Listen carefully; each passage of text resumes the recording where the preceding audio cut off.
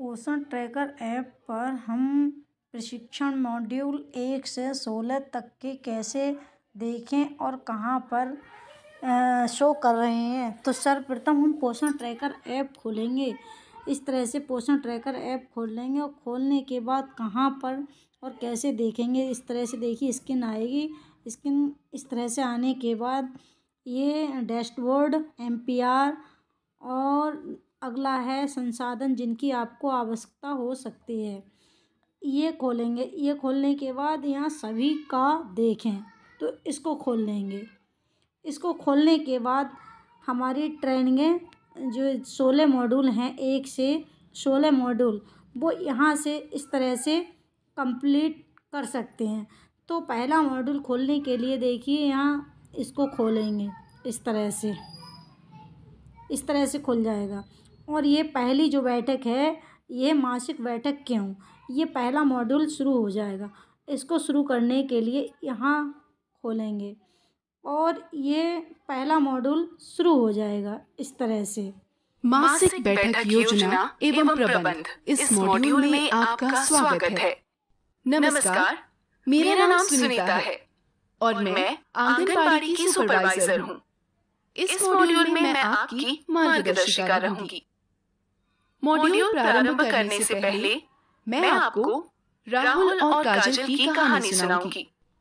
राहुल और काजल की शादी को 3 साल हुए थे। सीमा राहुल और काजल की बेटी है और वो अब 2 साल की है। सीमा 1 साल की भी नहीं हुई थी और काजल दोबारा गर्भवती हो गई। काजल का शरीर कमजोर था और उसकी हालत दिन ब दिन बिगड़ने लगी और वह कुछ ही महीनों में चल बसी। आज 1 साल बाद भी सीमा का ख्याल रखने वाला कोई नहीं है।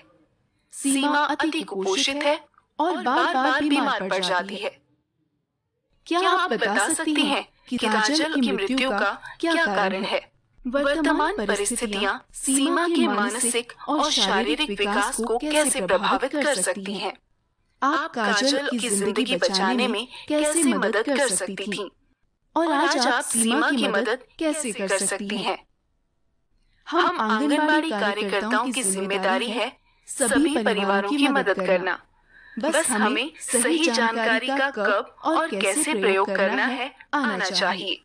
पर वो कैसे करेंगे? ऐसे कामों की योजना और प्रबंधन मासिक बैठक में होती है। मासिक बैठकों में हम उन परिवारों के बारे में चर्चा करते हैं जिन्हें मदद की जरूरत होती है और योजना बनाते हैं कि किस प्रकार इन परिवारों की मदद कर सकते हैं। तो आइए शुरू करते हैं। इस मॉड्यूल के अंत तक आप जानेंगे कि मासिक बैठक का उद्देश्य क्या है, मासिक बैठक में हम क्या सीखेंगे, मासिक बैठक के बाद उसका उपयोग कैसे करेंगे, सुदृढ़ योजना के लिए अपने क्षेत्र की जानकारी कैसे एकत्रित करेंगे। क्या आप बता सकती हैं इस चित्र में क्या दिखाया गया है?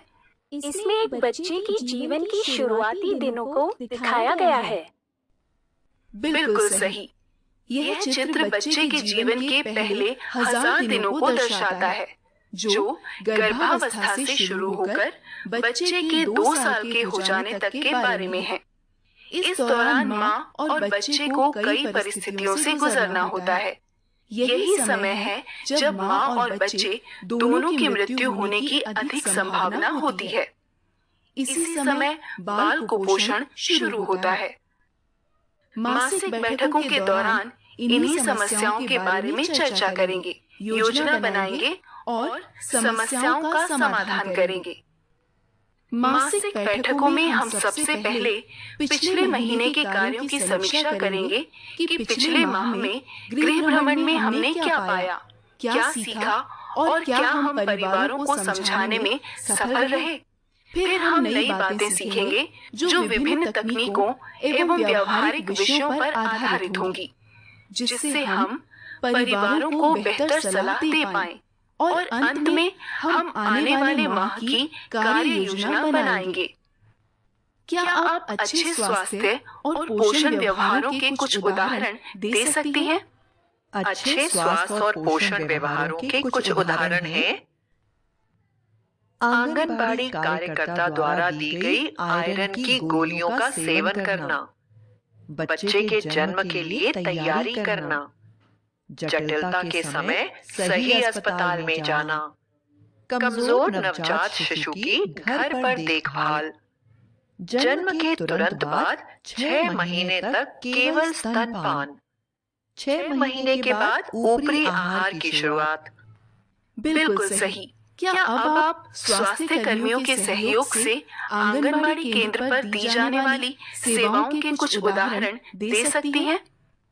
इन सेवाओं के कुछ उदाहरण है टीकाकरण, प्रसव पूर्व जांच, आयरन की गोलियों की उपलब्धता सुनिश्चित करना, समय पर गृह भ्रमण के द्वारा परामर्श देना, दस्त से ग्रसित बच्चों को ORS देना। बहुत बढ़िया। मासिक बैठक का मुख्य उद्देश्य है ये समझना और चर्चा करना कि हम कैसे सभी परिवारों को सही स्वास्थ्य व्यवहार अपनाने के लिए प्रोत्साहित करें। हम सभी परिवारों को महत्वपूर्ण स्वास्थ्य सुविधाएं दिलवाने में कैसे सहयोग करें। हम सभी परिवारों तक अपनी पहुंच बना सकें और कैसे कोई भी परिवार हमसे न छूटे। हमने जाना कि मासिक बैठकों का एक उद्देश्य है गांव के सभी लोगों तक आंगनबाड़ी की सेवाओं को पहुंचाना। क्या आप बता सकती हैं कि ये हम कैसे कर सकते हैं? लोगों को जागरूक करके घर घर जाकर इन सेवाओं के बारे में बताकर। ऐसा करने के लिए सबसे पहले उन परिवारों के बारे में जानना होगा जो हमारे क्षेत्र में रहते हैं, मुख्यतः जिन्हें हमारी सभी सेवाओं की बहुत आवश्यकता है। इसके लिए कुछ बिंदुओं का ध्यान रखना होगा, जैसे अपने क्षेत्र की सीमा निश्चित रूप से पता करना। जिस गांव में एक से अधिक आंगनबाड़ी केंद्र है, वहां क्षेत्र सीमा के बारे में विस्तार से जानना। उन टोलों की जानकारी लेना जहां सिर्फ पिछड़ी जाति या जनजाति वाले समुदाय रहते हैं। उन टोलों के बारे में जानना जहां सिर्फ अल्पसंख्यक धर्मों के लोग रहते हैं। ऐसे टोलों के बारे में भी पता करना जो किसी भी आंगनबाड़ी केंद्र के क्षेत्र में नहीं है। अपने क्षेत्र का नक्शा बनाना, नक्शे में सभी टोलों और टोलों के घर दर्शाना, सभी घरों को अनुक्रमांक देना, यह जानना कि आखिरी बार परिवारों का सर्वे कब किया था। अपने पास अपडेटेड सर्वे रजिस्टर रखना। सर्वे रजिस्टर में दर्शाए हुए परिवारों की संख्या नक्शे से मिलनी चाहिए। दीदी, यदि हमारे पास सर्वे रजिस्टर ना हो तो हम हमारे क्षेत्र के परिवारों की जानकारी कैसे एकत्रित करेंगे? यदि आपके पास सर्वे रजिस्टर नहीं है तो अपने क्षेत्र के सभी टोलों, सामुदायिक स्थल और रास्तों को दर्शाते हुए एक कागज पर नक्शा बनाएं। अपने क्षेत्र में यह नक्शा और डाटा ट्रांसफर शीट लेकर घर घर घूमें। हर परिवार को क्रमानुसार एक परिवार संख्या दें। हर घर के लिए नक्शे में एक चौकोर बक्सा बनाएं और उसमें परिवार संख्या लिखें। यदि घर में कोई गर्भवती महिला है तो उनसे उसकी LMP पूछें और उसकी EDD निकालें। डाटा ट्रांसफर शीट के जिस माह वाले खाने में महिला की EDD पड़ रही हो, उसी खाने में महिला का नाम और EDD लिखें। परिवार संख्या भी लिखें। अगर घर में कोई 1 साल तक का बच्चा है तो उसकी जन्मतिथि पूछें। डाटा ट्रांसफर शीट के जिस माह वाले खाने में बच्चे की जन्मतिथि पड़ रही हो, उसी खाने में बच्चे का नाम और जन्मतिथि लिखें। परिवार संख्या भी लिखें।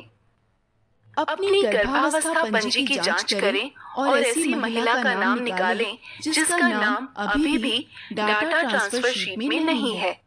ऐसी महिलाओं का नाम ट्रांसफर शीट में लिखें। टीकाकरण पंजी भी जांच लें और ऐसे बच्चों का नाम निकालें जिसका नाम अभी भी डाटा ट्रांसफर शीट में नहीं है। ऐसे बच्चों का नाम भी ट्रांसफर शीट में लिखें। इस प्रकार बिना सर्वे रजिस्टर के भी आप अपने क्षेत्र के सभी परिवारों की जानकारी एकत्रित कर सकती हैं। दीदी, आपने बताया कि हम मासिक बैठक के दौरान विभिन्न समस्याओं के समाधान ढूंढेंगे, पर उसके बाद हम इन्हें उपयोग में कैसे लाएंगे? बहुत अच्छा सवाल किया तुमने। हमारे प्रयास सिर्फ एक बैठक पर नहीं रुक जाते। मासिक बैठक के साथ हमारा उस महीने का कार्य शुरू होता है। बैठक के बाद हम पूरे माह परिवारों तक स्वास्थ्य और पोषण सेवाओं को पहुंचाने के लिए और लोगों के व्यवहार में परिवर्तन करने के लिए प्रयास करेंगे। ज्यादातर आप इन प्रयासों में सफल होंगी, पर कभी-कभी आपको कुछ मुश्किलों का सामना करना पड़ सकता है, परंतु निराश होने की कोई आवश्यकता नहीं है। हर स्तर पर आपकी मदद करने के लिए कई लोग हैं, जैसे सुपरवाइजर, एएनएम और सीडीपीओ। एक साथ मिलकर हम हर समस्या का हल निकाल लेंगे और सफल बनेंगे। इसी के साथ हमारा यह अध्याय समाप्त होता है। एक बार फिर से देखते हैं हमने आज क्या सीखा। इस अध्याय में हमने सीखा है कि मासिक बैठक का मुख्य उद्देश्य ये समझना और चर्चा करना कि हमारे क्षेत्र में सभी परिवार सही स्वास्थ्य और पोषण व्यवहार अपनाएं। हमारे क्षेत्र के सभी परिवारों को सही महत्वपूर्ण सेवाएं मिलें। हम सभी परिवारों तक अपनी पहुंच बना सकें और कोई भी परिवार हमसे ना छूटे। मासिक बैठक में सीखी हुई जानकारी को उपयोग में लाने के लिए आपको अपने क्षेत्र के सभी परिवारों की जानकारी होना अति आवश्यक है। तो इस तरह से हम मॉड्यूल फर्स्ट कंप्लीट कर पाएंगे। धन्यवाद।